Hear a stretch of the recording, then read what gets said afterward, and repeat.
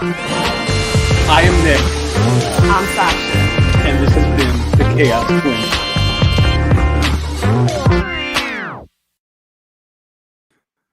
What's up? You ever feel like you have imposter syndrome? Like there's a lot happening Never. and you're not enough. You don't Only quite every meet day. the standard. Every Only day. all the time. Yeah. Yeah. Only right now. Right now, when a video. Remember, guys? For those of you who are here, do you remember when we didn't have videos? When it was just like us on like a phone. Just we have playing. the technology. Remember when we didn't have cats? Oh, hi. Yeah, my cat's Hey, here. Ferris. Say hi, buddy. Welcome, everyone, to the Chaos Twins on this lovely March 10th. How are you doing, Nikki Walks? Oh, I'm so good, Sasha Hutchings. How are you doing? I'm doing super well. I'm doing really well. I'm doing really well. well. Yeah, I'm really enjoying the longer days. I'm really enjoying the better the warmer weather. I love it. The warmer weather. Warm weather is always a nice time. thing. Always a good time. That's amazing. I really every winter I forget how much the seasonal change affects me. Yeah. Until it starts getting brighter again. Yes. I just slip into a very dark place. And here's what I was gonna ask. Have you gone outside? Have you experienced the sun? Yeah.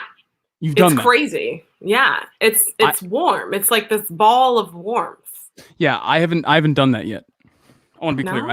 I've not because it's outside. Like I really am living in this cave of wonder. Okay. Yeah. Do you know what I mean? Is it weird? That's right. You know what? We're gonna move on. I'm gonna ask you, if you have not been doing this with Sunshine, how have you been securing your perimeter? Let's have our perimeter check. Oh God. Let's do it. Play the video with the perimeter check thing. Do that. Because it's Secure the perimeter. Secure the perimeter.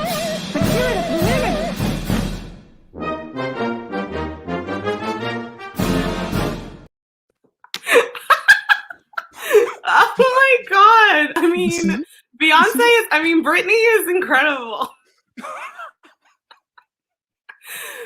That's our new. Okay, so the thing is, Nick, it's not cool if we comment on the new technology every time we run it. Like, we have to just play it cool. We can't. How are we playing that cool? I know you have imposter syndrome, but just pretend like we were totally ready for that intro. So, like, how is your perimeter? It's not secure. It doesn't feel secure right now. My perimeter feels very insecure because there's videos, guys. There's like whole videos happening. They're great. No, I've secured my perimeter this week. I'd say I've done that. And how have I done that? Honestly, by not going on Twitter. Oh, why have you been off Twitter? I've been off Twitter. I started off Twitter. I got back on like yesterday, but over the weekend, I stayed off Twitter because I didn't want to hear any of the WandaVision spoilers for the last episode. Yes. And so I stayed off. I just didn't go on. Was extremely helpful to not be on. How about you? So this was all about WandaVision. This is all about my perimeter was secured with WandaVision. And now that I've seen it, I gotta say, I have thoughts about it. I have thoughts about how that show ended. But that's fine. That's fine. Do you know? So that is one way in which I secured my perimeter. How did you secure yours?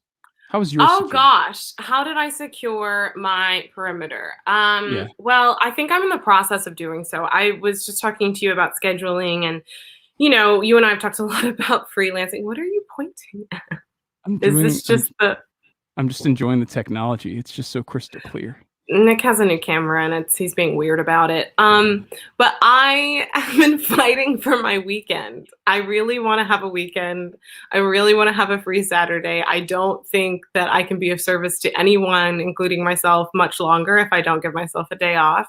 And I'm really, that no that you were talking about, the saying no to things. We're getting to that tipping point. So I said to someone recently who asked me to do a really great thing that would have been cool. that I feel like I'm already one of those waiters, like serving a table of 10 all at the same time, just like Yep. balancing plates and things on my feet. So so I'm really fighting for the weekend, and I don't know if that's going to stay secure, but I'm really, really, really hoping that it does.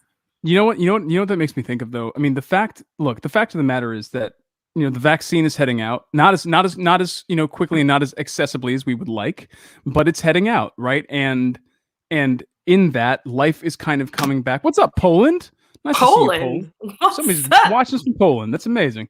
It's lovely to see that things are returning to normal, but with that, it's almost feeling like the demand gets higher.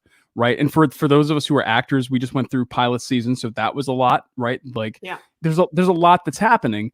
But that's why I love what you're saying. It's so important to just draw those boundaries and just be able to say no. Just say no and stop when you need to stop. Because otherwise you get swept away with the wind. Yeah. And it's really strange, right? Everybody's picked up a lot of things in the past year. I was just thinking about, Nick, when you and I used to like not get drunk, but drink during the show. And now, like, you have to go teach class after this. Like, I'm going to teach class after this. I was like, dang it. Like, remember when? I loved those days. We'll have another one. We'll have another one. Because I loved the days of the Instagram lives when you would just be in a park. Like, I would literally just catch you in a park. I was on a rock. You'd be on a rock. And I'd be like, Sasha, what are you doing? You're like, I'm on a rock. And I'm like, why?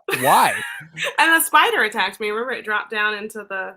I do remember. You don't get that kind of stuff. You don't get that kind of thing when I'm sitting here drinking coffee instead of bourbon. We took shots with our guests. We got to bring some of that back. We got to block some of this back in. I actually think we should. What's up, Colleen? Yeah, we should bring some of that back. Most of that back. I love it. All right.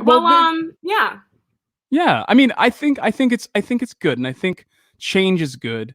But there's people in your life who always remain the same, who always stay, and that's I'm so excited about our guest today, because that's very much this person. This person, I will say, has been in my life far too long, and I want to be clear about that. When I say far too long, I mean that I don't understand why he's still here. I've been waiting for him to. Yep, and he's in the green room right now, looking at me like, "Are you crazy?" And I'm like, "Yes." This is an artivist, an actor, a poet, a professional agitator, as he calls himself. This is my best friend. This is my brother of almost 20 years. We have an intro video for him. Are you ready for? You didn't even know about that, Tory? Nick, you don't say there's an intro video. You say. Welcome, and then our producer plays the video. Okay. Sometimes you just can't give people nice things because they don't know what to do with it. All right. Welcome, Tory Bullock.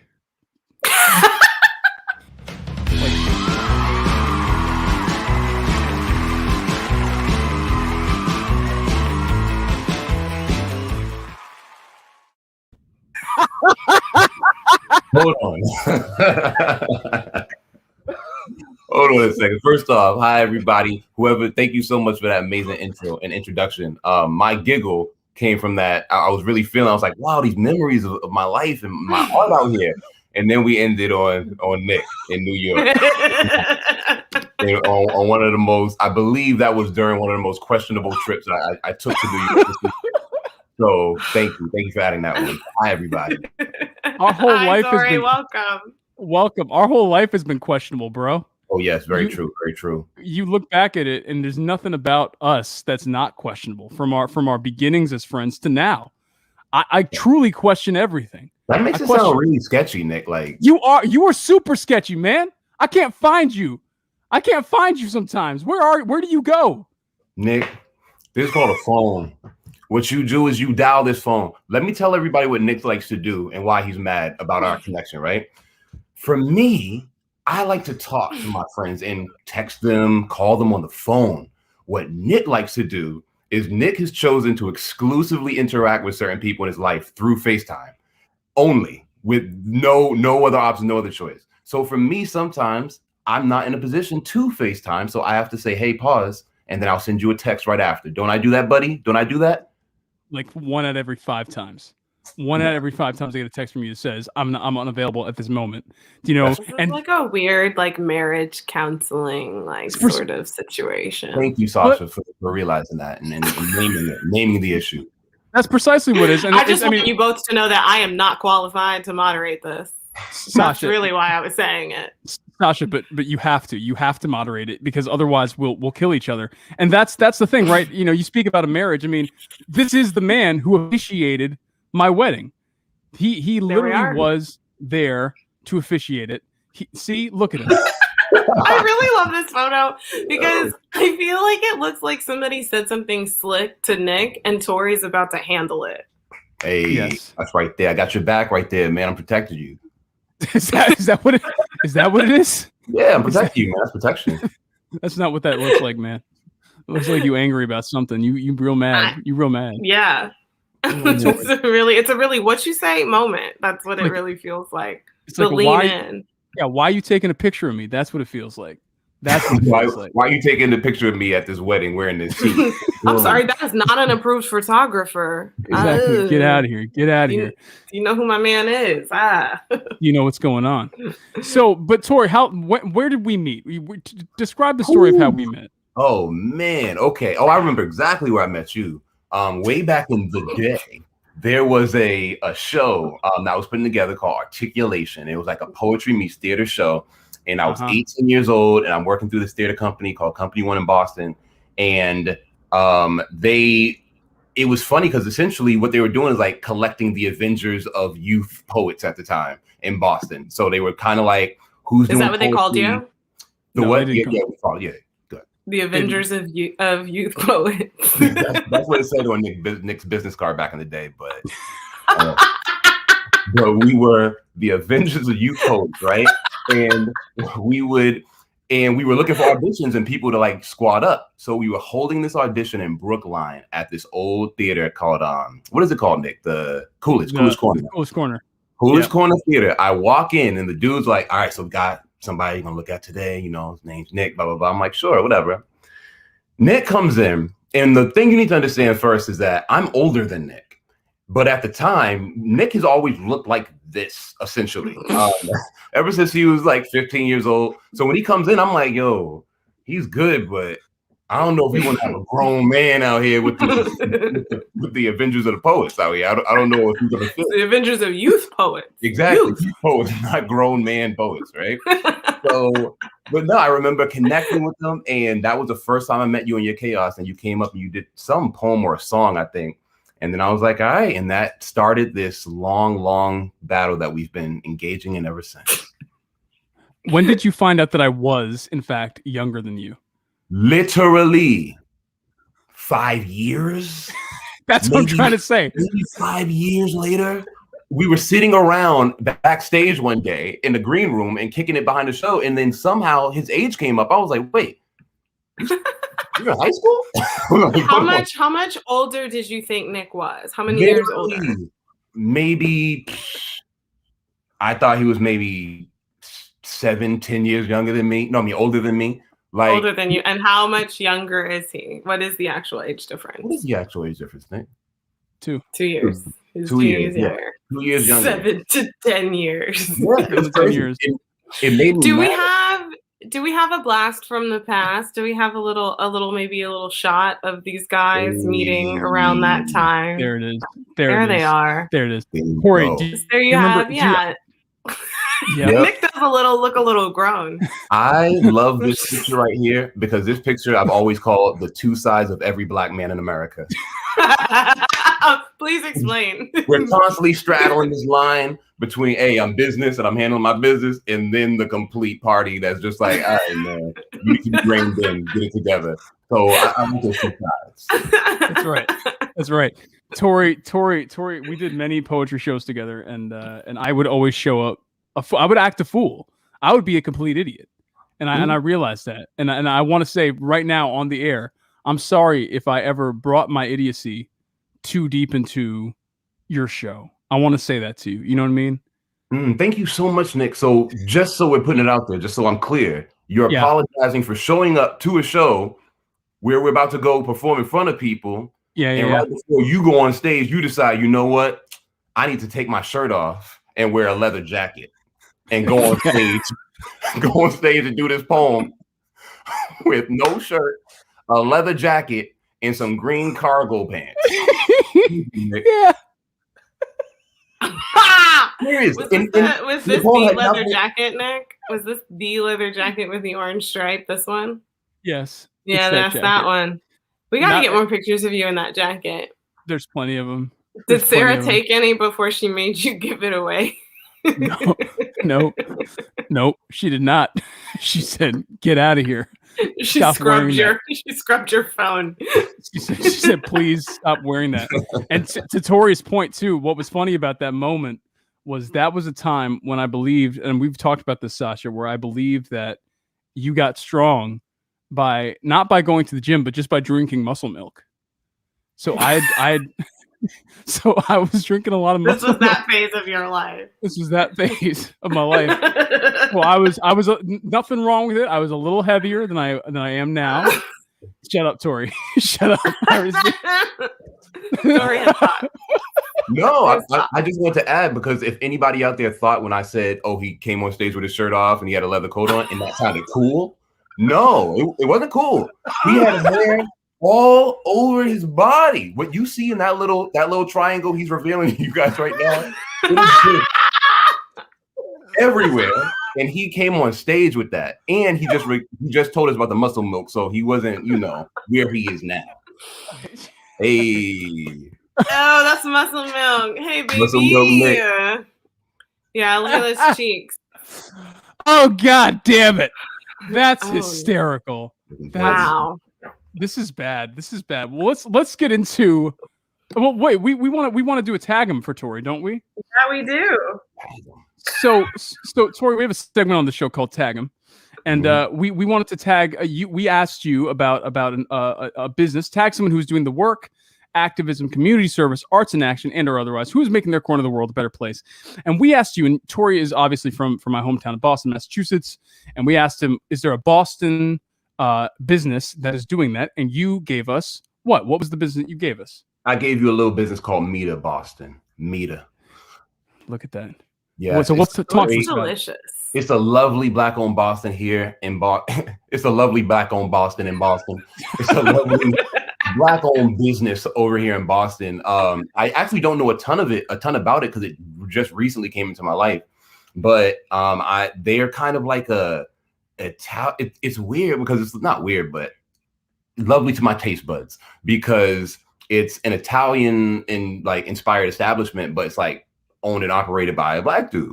So it's kind of this interesting fusion. And my jump off when I go there is the lunch lasagna. That's all I get when I go there. I've gone there like twice so far, and that's my place. But they really stand out to me just because of the environment, the culture, how good it feels when I go there. Everybody knows what it feels like to go to a place where you don't kind of feel comfortable or don't feel like it's for you. And this place is definitely for you. So that's why I love it. All right. Do you know why? Do you know why it feels like that? If you had to name a thing, we kind of talked about that a little bit in our research of like the restaurant, and but it'd be interesting to hear from someone who's gone why it feels that way. I mean, I'm different though. My reason's going to be different. I can't wait. Okay. What is it? Well, for me, especially being in Boston, is just going to a black-owned place with black people in it. It just makes me feel very comfortable because it doesn't really exist a lot around here. So literally a building with 4 walls and more than maybe 4 or 5 black people in it eating food and kind of fellowshipping together is not often found in Boston. Yeah. Boom. What were your reasons? Well, yeah. What were our reasons? Is that it? Our reasons? Well, no. We were looking up, and our incredible Brittany, our producer, was looking up. She loves it when we call her Beyonce. She was looking. Beyonce is our producer. Beyonce produces the show. Can you guys imagine if y'all had Beyonce? Okay, all right, y'all. We're going to segment 4. What are you talking about? We do. We have it. But sorry, Sasha, I cut you off. Go ahead. So she was looking up one of the signs, out, the no shirt, no shoes, no service. Like Nick would not have been able to get service after his performance of the poetry. He would not have been allowed in. Those signs, but I guess there was some talk about how those signs can be a bit discriminatory against, just depending on like dress codes and things at restaurants and like who can come in and what that means and who it makes feel comfortable and who it doesn't. And I believe the sign in front of this restaurant says, "You look great, come on in," which is just like kind of nice. Like, you did your best. You're here. Come. Here. Oh, Brittany says, "Come as you are," I think. I like that. Thank you for sharing that, Shasta. I'm gonna add that to my reasons to why I love that place. It's not right. It's like it has nothing to do with it. He's like, I've never seen that sign before in my life. I was like, move this sign out the way. I want the now. Give me the lasagna. I'm here for the lasagna. For the lasagna. So speaking of Boston, because this is a place that we both have in common. It's a place where we both grew up. We both came through here. And for those of you who don't know Tory has really stuck in there and created quite an amazing online platform for himself. His artistry has found itself in the internet, on the television, all over the place. But it really started from Boston. And Sasha said something beautiful that I think is I love the idea that Boston is your canvas, right? So you and I have had this discussion many times, right? I left Boston, you stayed in Boston. Why as a performance artist and also an immersive artist, why do you feel that, at least for now and for these past 7, 8, 9, 10 years, that Boston has been the place? And I, in that, describe Boston as the canvas, as Sasha said. Like what about it, when you were coming up through it, when we were coming up through it, what kind of defined you? What were the great things that defined you? And what were the not so great things that defined you about this city that we love? Whoa, okay. So Boston for me is like you guys said, it's everything for me. It's my muse, it's my enemy, my friend, my inspiration. Boston is one of those places that it's rough creatively because there's not a ton of support out here for people.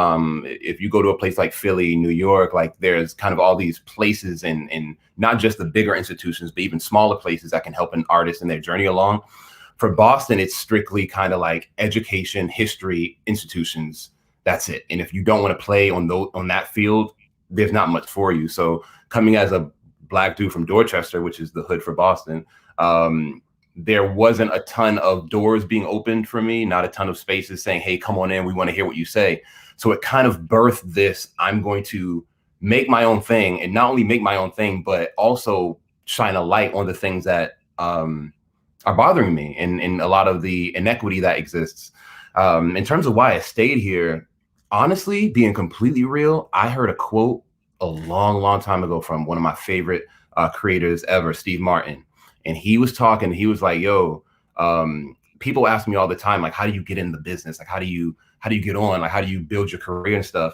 And he was like, the answer I give them is never the one they want, because what they want is you go, you move somewhere, you change your whole life, you do your thing. And then he was like, my advice is just stay where you are and be so good that they can't ignore you. And that method for me has been like, with the internet and everything digital, I don't really feel anymore that I have to get up and go anywhere. Especially when I started posting these videos up, I started getting views from like all over the world and all over America. So it really made me feel like, okay, I can use Boston as my base and my muse as my inspiration for this work. And then I can get it out everywhere. So that's kind of why I'm still here. I love that. And it really is, you talk about Dorchester a little bit and it just gets me thinking, like, there were so many no's in our way as young Black men growing up in Boston. And I do want you to touch a little bit on that definitely talk to us about, again, like the highs too. Boston Arts Academy, I think, is something that I definitely want you to touch on, but what is this city like for people who look like us? It's weird because I'm like, y'all seen the movies, like you've seen every movie with Boston. If a movie has to do with Boston, either there are no Black people in it, or they all sound like Townie, Ben Affleck, and Matt Damon, and there's not a lot of perspectives. I feel like one of the difficult things about being Black in Boston is that people don't think you're from Boston, or don't think Black people live in Boston. You go on auditions and you say, I'm from Boston, they're waiting for you to, so where's your Boston at? Like, where's the Red Sox? Where's the accent? Where's it all? And some of us just look like this and don't really have any of that stuff. So it's difficult, but also, like you were alluding to, it's awesome. I love it because it's kind of baptism through fire. Like, there's no other option than to create really cool work. And even though there are a lot of people here who don't support that work, there are so many people here that do. You alluded to, Nick, you talked about Boston Arts Academy. That's where I went to high school, and it changed my life. Like, my entire life got changed at two moments. One was when I was in the 8th grade at Boston Public School called Sarah Greenwood School. Shout out to Sarah Greenwood. I'm not sure if you're still there, but I went to you from K1 to 8th grade. So you were there to me. But now I was super shy in school. I could not talk to people, hated talking to people, hated performing everything. And then one of my history teachers pulled me aside one time and she was like, yo, like, if you really want to, I know you don't really like to do this, but your next book report, don't write it. Why don't you try it in the form of a monologue? And I was like, great. What's a monologue? I don't know what that is. And so I went home, looked it up, and then I wrote out a monologue, came the next day and performed my book report. And then right after, she pulled me aside and was like, yo, I don't know if you've ever thought about it, but you should think about doing theater. And I was like, theater, what's that? And that brought me to BAA. So while there are a lot of people here who don't support, there are so many people that opened a slight door for me that let me meet the love of my life, which is, theater and creativity and this artwork. Yeah, man. So it is. I do. So then how does that translate to articulation? How does that get you in articulation? Dude, I'm in high school. I'm minding my own business in high school. I'm writing, walking through the halls, doing my thing. And I did this performance at a school talent show. That was me doing poetry and kind of moving around or whatever. And that year was the first year that the artistic director of Company One, Sean LeCount, happened to be teaching at Boston Arts Academy. So I'm doing this talent show performance. And then afterwards he comes up to me and is like, hey, do you have, you're about to go into the summer. Do you have any ideas about what you could do with a space if I gave you our theater space on off nights? And that transcended into, okay, me creating articulation and then, meeting this guy. So what is articulation? I think it's incredible that once someone was like, here's some space, you want to produce a thing? And then you did. If you had to sum up if I said what's articulation, what would you say? At the time, I would say articulation is a poetry meets theater collective that specializes in figuring out how to connect to youth and bridge gaps with spoken word and poetry and monologues and all that stuff. If I were to talk about it now, honestly, what made it so special is it was youth talking about youth things, written by youth, produced by youth. There's so much stuff now that I see that, not even now, even back then, because that's why we even created it, was because a lot of times when it came to youth, it was adults deciding it. It's the adult show with youth doing it, but it's not the youth show. So for me, articulation really represents kids, youth, taking their own creative journey into their own hands and going on stage and doing their thing. And one old man named Nick. One old man named Old Man Nick Walker. Old man Nick. Okay. Tell me about how Nick treated the stage manager.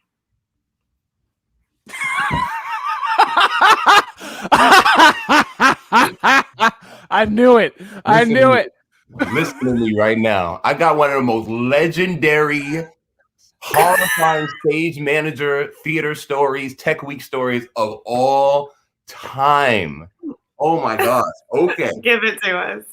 Okay, Sasha, we are the year's 2009. We are about to do we've done touring, but we're about to do our first main stage production of articulation at the Boston Playwrights Theater. We got our own theater, our own marquee. We're feeling it. So while we're in here, we have also been gifted with a great new director and an assistant director and a stage manager. So the stage manager she took her job very seriously, and she was very stern and made sure that we hit our cues and made sure we were where we needed to be. A little overly so, but everybody was like, you know what, Let's let it ride. So one day in rehearsal, one particularly hard day at rehearsal, we're all sitting there. I'm sitting right here. Nick is sitting across the theater. And then another friend of mine, Mike, is sitting across from Nick. She comes on and she has a moment where she's like, rah, rah, rah, saying something that we feel like, oh boy, here we go again, right? Everybody else in that moment decides to hear this information and go, man, oh, here we go again. But no, this is what it is. We're at theater. This is what it is right now. Not Nick. Nick says to himself, you know what I need to do? I need to think about what I feel right now, and I need to write it on my phone right now. And I need to send a text to my boys to let them know, yo, this is wild what we're going through right now. So he sends us this text being like, yo, the stage manager, I don't know what's going on with them, but they're not good at this right now. They're this. They need to open up a little more. They need just a laundry list of what someone needs to do to be better at their job, right? So then he sends a message, and about 2 minutes go by, and I look at Nick, like looking at us, like I'm like, oh, what's up? 5 minutes go by, he's still looking around.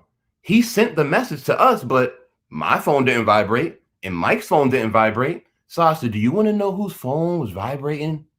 I have an idea, but I'm gonna let you deliver this. The stage manager. He sent this like 2-page text of grievances to the stage manager, talking about how horrible they were, how they needed to this and that. And we were sitting there like, and I look at his face when he realizes it, and his face is white. He's like, oh my gosh. And then I believe we went on a break, and you came back with like tangerines or something. And that was in Nick language. That's love. That's like, hey, are we good? Here's my offering of tangerines. I brought some small orange snacks for anyone. It was wild. I was so embarrassed.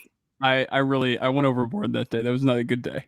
That was not a good day at the articulation. Nick, that tracks though, because there are times when Nick will call me and he'll be upset about something on Twitter, or upset about something that like happened, and he'll be like, "I just check me, Sasha. Just like check me, like let me know," because I think, and I'm like, yeah, like I hear you. I think that's valid. I wouldn't do anything. I wouldn't move on that feeling. I would just sit there and experience it. So that tracks. Chris Jackson says I have anger issues. He's like, you stop it. Put that down. Get that off the ticker right now. He's like, you know you have anger issues, right? You know you're angry. I'm like, yeah, I know. Oh my God. True words.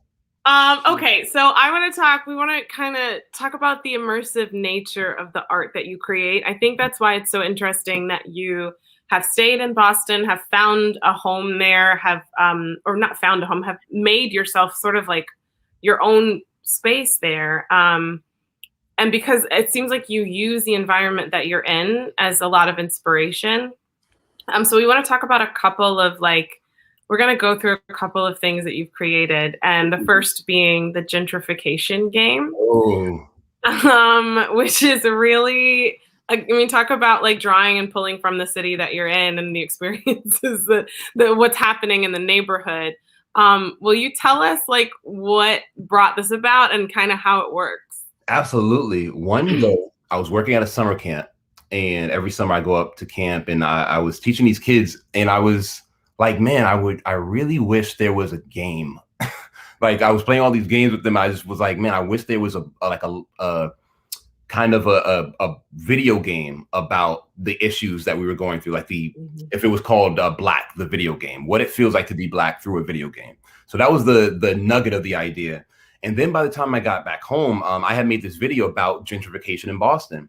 And it blew up. Like it got a lot of attention, a lot of views, a lot of comments and all that stuff. So I knew that there was a lot of meat on that bone. And it was an issue I still wanted to talk about, but not in the let me make another video about it way. So this was kind of a spinoff from the videos to say, hey, what would happen if instead of talking about gentrification in this kind of comical, serious way, what if I turned it into a board game that you could actually just experience what it feels like to be in a neighborhood that you're being pushed out of, that you have no control over, and it just feels like you have nothing to add to the situation. So I created a board game. Like, it really is that simple. It's like a life-size like game, right? Like people have to walk through it. Yeah, so the original version that I created was a huge life-size board game. I ended up getting a grant to some organization to kind of do a draft of it, and it was like Honey, I Shrunk the Kids, like in a kind of smaller way. But I set up these kind of two dueling communities where you're on the regular neighborhood side, and then there's Gentriville on the other side, and it's complete mirror images of the same neighborhood. Just one neighborhood is as it is now, with broken windows and no one cares about it, and liquor stores on every corner and check cashers. And then on the other side is Gentriville with the banks and the clean windows and the great theater spaces, and everything's cleaned up. So I just popped this up in this abandoned bank over in Dorchester, and people came. People came, and some knew what it was, some didn't know what it was. And the whole point is to give everybody, no matter what race or class they are, the same experience of you are in a neighborhood that's transitioning and you have no control. And it was just really interesting to see their reactions to that. Can you talk about those reactions? That's what I think is interesting. Like, and maybe, you know, different reactions from different people, or what the range of things that you saw. It's funny because it's like we're in a neighborhood that's being heavily gentrified, playing a game called the gentrification game. And there would be times when the people who are actually gentrifying the neighborhood are coming in because they're like, oh, what's this? It's, you know, I've been playing. They come in like, oh, what's this? Can we play the gentrification game? I'm like, sure. So they're playing the game with the people who are also in the neighborhood who are being pushed out. So an interesting thing was happening where people were starting to have these discussions where it's like, wait a second, this isn't fair. This isn't okay. But another big part of the game is at a certain point of the game, the whole game is kind of fixed. Like, you're not supposed to win the game. You're always supposed to be stuck at the very beginning. And only one person is given enough money to kind of do whatever they want in the game. And just watching everybody vilify that person that was able to come into the game with all the money, all the resources, and not have to work for anything was just wild. Again, we're talking, why is it like this? Oh my gosh, what are you doing? Tory, this is wrong. Like, people were offended. People were stimulated by it. It was all over the place. Yeah, when you were describing like a video game too about being Black, I was like, that seems like a game like nobody would actually want to play. Right? Yeah. Well, we live in it. I know, like people would get in there and be like, next. I think I'm just gonna go back to like some like Nintendo 65. I don't know video games. 64, you were close. You were close though. 64. Yeah, that one. Totally. Mario. To me, I hate you. Yeah, they wouldn't give me video games. Every time I asked for video games in my house, I got like educational games. But I'm smart as hell, so. You are smart. You are a genius. We talk about being a content creator. Like we talk about that a lot. Like, you know, people are making content all the time. But you put out content. You know, you're using like something like this game. It's very interactive. It's very, you know, reflective of the environment that you live in and where you come from and the issues you deal with. What drives it for you? I can't not do it. Like, this is what I was born into. I just love creating. I love creating things, creating artwork, and finding this new medium that I'm in now of kind of civically engaged artwork, kind of happenings that go on that are meant to stimulate thought immediately about housing crisis, gentrification. Oh my gosh, there's a racist statue up that we have to take down. Like, figuring out ways for my work to make a true impact is what I'm all about. And I don't know, I do it because it's what I do, and it's so fun, and it's allowed me to get over something that I was battling when I was only acting. A lot of times I would be on stage and feel like there's this great community in the audience that's laughing together. Well, back when things were open, but there would be this great community of people that would be in the audience who don't look like each other, that would laugh and cry and experience this artwork. But then the second they got into the lobby, everybody went back to their own worlds. Like, that never happened. So a big driving force for me has been trying to figure out ways to bring that feeling that I would see in an audience on stage and bring it out into the world where they can connect through that. Yeah. We want to play a video of yours from 2016. Yeah. Well, it just, I think it goes to, you've created a way for people to interact, but you definitely don't shy away from very hard conversations. So we'll go to Everywhere that. I go, people keep asking me about Tuesday, man. Hey, yo, man, Tuesday is going down on Tuesday, man. You got to get out. It's going to be crazy on Tuesday. Who's going to win? Who's going to take it all? Is it going to be the orange man, or is it going to be the pantsuit wearing woman? Is it going to be the up, or is it going to be the down? Is it going to be the good, or is it going to be the evil? Tuesday is not the historic day for me. Tuesday is not the most important day for me this week, because this week, the most important and historic day in my life is going to be on Wednesday. Because on Wednesday morning, no matter who wins, I get to wake up in a place where a racist, bigot, homophobic, orange, sexist creep of a man was a viable candidate for the President of the United States of America. On Wednesday, when you guys wake up and you're like, yay, our candidate won, yay, and you celebrate your victory or you swallow your defeat, I get to wake up and know that I am in a place where this was cool, where it was okay. And that's not okay. In a place where it was backed by millions and millions of people. He won by a landslide in Massachusetts. And they ask us why we are so paranoid. So yeah, happy election day. Get out and vote. Woo! I feel like that's been my mood since 2016. You speak truth, man. You always have. Yeah. It's funny to look back on that. Like I was like, oh wow, that was a while ago. I forgot about that. Yeah. Don't forget. Yeah. Yeah, man. Okay, so we're gonna leave that there, and we're gonna play a game. I mean, I can we can talk about it if you'd like. Yeah, go ahead and talk about it. I want to hear. Well, we are interested in hearing like what it's like for you to see that. It's wild, actually, because I just voted. It's like I have feelings. We're not playing a game. I need to talk about this. No, it's funny because I just voted for the first time in this past election, and to watch that, it's a different guy. Not different guy, but a very different perspective of just feeling like, man, like there's really nothing we can do, and no one really cares. And I still absolutely feel that way, but I do feel that there are some little things that we can do to keep us from falling into complete hell out here. And that was it. Yeah.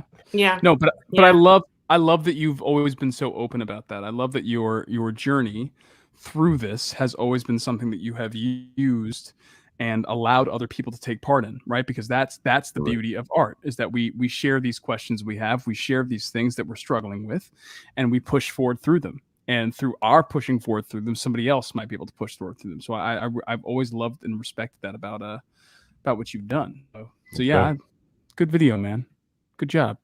Thank you, Nick. I did it for you. Thank you. No, thank you. Thank you. All right, we have this incredible friendship in front of us. We're going to play a little game that is surrounded by your friendship. I'm basically going to ask you questions to answer about each other. Yeah, so we're just going to dive in. Here we are. I would like for each of you to name the other's favorite Saturday morning cartoon. So Nick, what is Tory's favorite Saturday morning cartoon? It's hard, but I know you love so many of them. I feel like it's either gonna be Doug or Teenage Mutant Ninja Turtles. Ooh. Okay. And do I? All right. Yeah. Now you answer. Yeah. Answer. What is Nick's? Nick. I believe Nick's favorite show as a child, if it's not your favorite, it's definitely up there. Batman the Animated Series. I think it's up there. Is that correct, Nick? That's correct. And Tory, we're Teenage Mutant Ninja Turtles. All right, nailed it. Look at this happy couple. Boom. What will make you more sick upon consumption? The KFC Double Down sandwich or muscle milk? Yeah, Tory, what's gonna make you more sick, man? The KFC Double Down, of course. Even though I don't know if you guys remember, for our viewing audience, I'm not sure if you guys remember that delicious treat called the KFC Double Down that came out maybe how long? Maybe like 10 years ago. 10 years ago. But the concept was simple. We're going to take 2 deep fried chicken breasts, put some strips of bacon on top of the chicken breast, put some zesty cheese sauce, then a slice of cheese, then a little more bacon, and then we're going to take another deep fried chicken breast and put it on top, and that's your sandwich. Where did you eat this sandwich, Tory? I ate it on stage the same night that Nick came on wearing no shirt. It was a while. Now that I think about it, that night was out of control. We should not have been performing that night. It was like really unhealthy choices being made that night. Yeah, that was very very unhealthy choices. All right, good. I'm gonna skip to a bit of like a fire round. Okay. Nick doesn't know about these questions either. Okay. And just off the top of your head, it's gonna be which one of you is more likely, which one of you is the most. So and you each answer the question. So maybe you say myself, and maybe you say Nick, maybe Nick says myself, maybe you say Tory. Which one of you is the most honest? Me. Nick. Me. Oh, but I do not like the fact that you answered that. Relax. Which one of you is most likely to cry at a rom-com? I'll cry. I cry. Yeah, it's Tory. I'll give Tory. It's Tory. Which one of you is most likely to get into a fight with a stranger?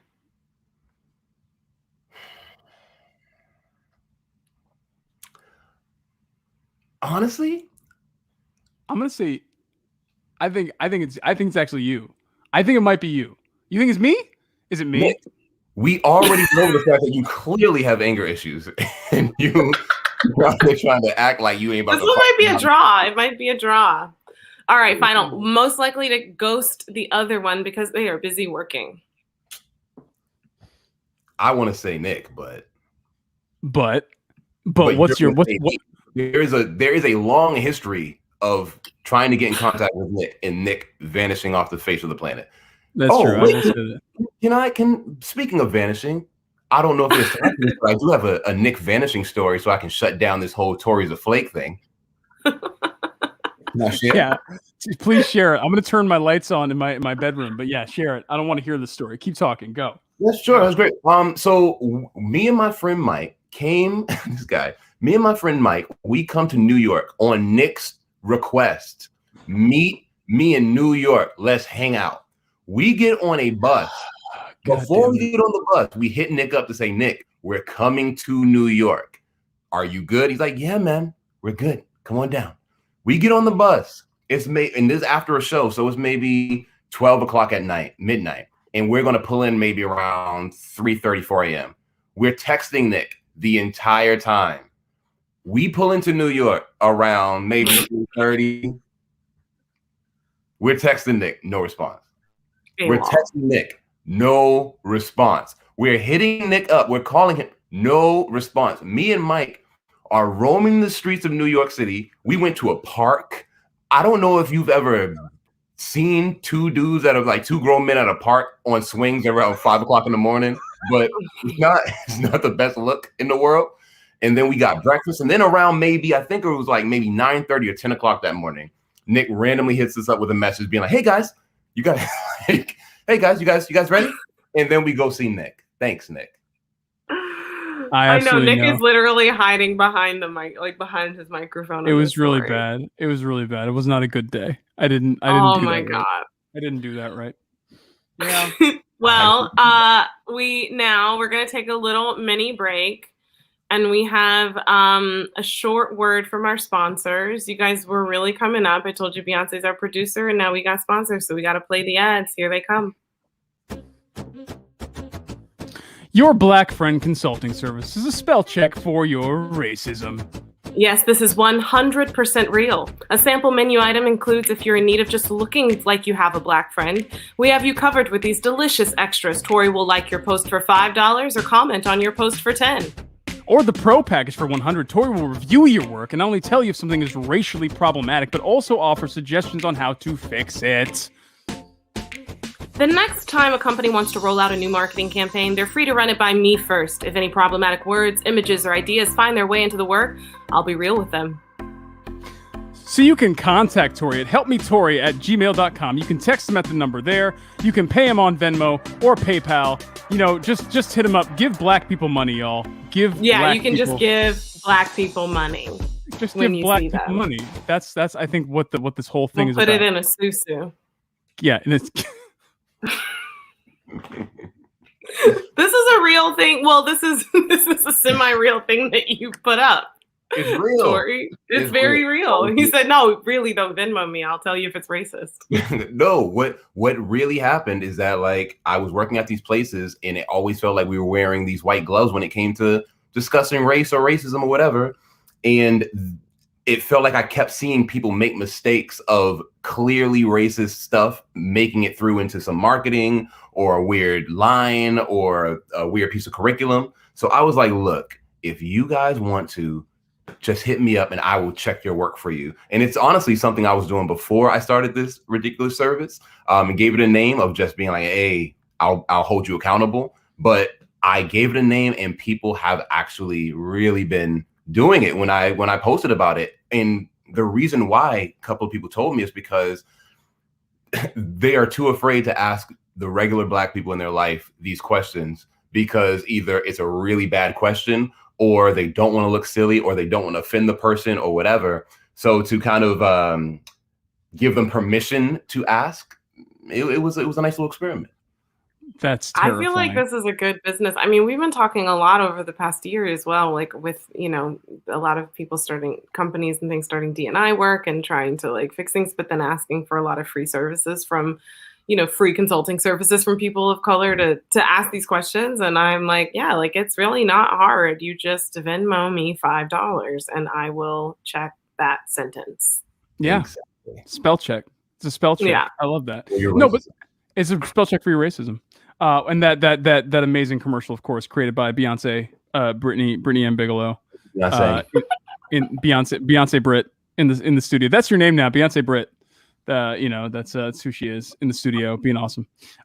So guys, but Tory, what I love about that too is that it really does kind of go with all of your work. It is you really are somebody who is about creating these spaces and making sure that spaces are safe and inclusive. And in that, I want to talk about, before we close out today, I want to talk about the Emancipation Statue. And I want to talk about your work with that. Right. So you kind of really this summer during this pandemic, you had this epic battle with the city of Boston and you won. And I want to say it first here. You won, not the Boston Arts Council. It was you did this. And so what was this battle to get the statue down? And how did it come to pass? Wow. Thank you for saying that, Nick. I'll tell you why in a bit, but it came to pass because this statue has been in my life ever since I was a kid in Boston. For those of you that don't know, the Emancipation Memorial is meant to kind of represent the Emancipation Proclamation that Lincoln signed to free all the slaves. And I've always been told that this is a statue that's supposed to make us feel powerful and make you feel like, man, you guys did it, you're free. And I was just always, ever since I was a kid, just being like, that's not what that looks like. It doesn't look like freedom. It looks like somebody butt booty naked on their hands and knees in front of somebody in chains. And that's how I felt. And I always knew it was something that I wanted to talk about, but timing. I wanted to talk about it in a time where something could actually happen. So during everything that was going on with Black Lives Matter, during the dual pandemics that were going down and all the protesters were kind of tearing down these pieces of artwork, it immediately let me know right now it's the time. Either somebody's going to go down there and tear it down or we can do this. And what my movement was like, look, let me make one of these videos and say what I want to say, and attached to the video is going to be a petition, and let's see if people care. And literally within 24 hours, I had about maybe 6,000 people had signed the petition. And the mayor of Boston commented on it and said, yeah, I agree with that. And somebody should do something. That's not my responsibility. There's an art commission that handles that. So I'll pass it along to them. And that started the ball rolling. But it all came from being like, That's not what I want to look like. Mm. Yeah. Yeah, Yeah. but why was there talk to me about the kind of giving you your due in terms of pushing this thing forward in terms of when you are an activist and when you are Black, what I'm realizing is that a lot of times you can either have change or you can have credit. Very rarely can you have both of those things, and you kind of have to choose which one you want. And for this one, I was like, you know what? I want the change. I don't necessarily need anybody being like Tory's the guy who did it or anything. But being completely real, and I'll tell you this to you, it really hurt, man. Like it really, really hurt, because basically, after no one was really kind of talking about it in the way that I was talking about it, in a real like, hey, this is a problem for Black people. We need to handle this now. People kind of tried to be like, no, it was us. We decided that this was a problem, even though you have been on that board for 20 years and you could have decided this was a problem then, but you never did anything. But it really stood out to me when I went to see it be taken down. They took it down, but they didn't invite anybody Black. It was like I was the only person of color there, and I was standing across the street because I wasn't officially invited. It was supposed to be on a sneak tip. I just got some secret information saying, hey, it's coming down today. But no one there, the people that work for the city, all of them who organized it, it was, and I love my white brothers and sisters. You guys are part of my family. But it was all white people are standing around the statue that had nothing to really do with them in that way. And they were clapping and celebrating and all this stuff. And I'm just sitting there across the street as the lone Black guy being like, okay, this feels weird. So yeah, that's how I feel about it. But for me, it's gone, and it's an image that none of us will ever have to see again. So hurrah. Yeah. But that's, I mean, and that is Boston.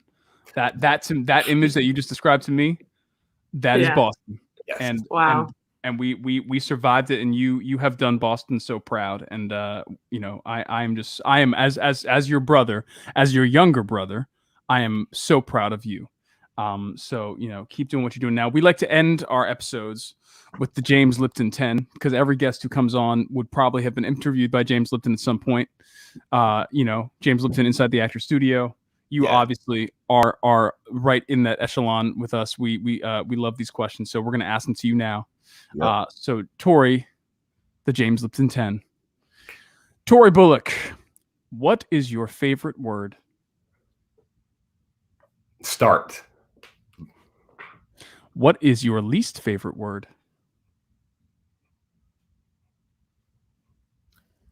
My least favorite word. Wella. W-E-L-L-A. Whenever you hear Wella, it ain't going to. Good. What turns you on? Oh man, laughter, enjoyment. Mm-hmm. What turns you off? I can't do this. It's not gonna work. Let's not try it. The inability to explore. What sound or noise do you love? Oh man, yo, you know what I love? I love not the sound of an audience when they go yeah when you walk on stage, but the sound when they go yeah. That first yeah is like so right before they go yay. Just that first rush of something's about to start, something's about to happen, someone's here that I really like. I love that first yeah. So if you want to write that down, you can, Nick. I'm not gonna write that down, Tori. I'm not gonna write that down. What sound or noise do you hate? Nick lifting weights at like 4:30 in the morning. That's one of the worst sounds. Banging and banging, baby. Banging and banging. Yeah. Tory stayed over my house one day, and he woke up, and it was like a snowy day outside. And I was like, I feel like the girl I liked at the time, like had said something about like she liked like fit guys or something. And so I was just standing in front of my window, just looking at the snow, like with like 20-pound weights. I was like, "What's up, man? Good morning, man. Hey, you want some pancakes?" Yep. Quote. That's I need a T-shirt with you with weight saying, "Do you want pancakes?" Accurate. What is your favorite curse word? My favorite curse word?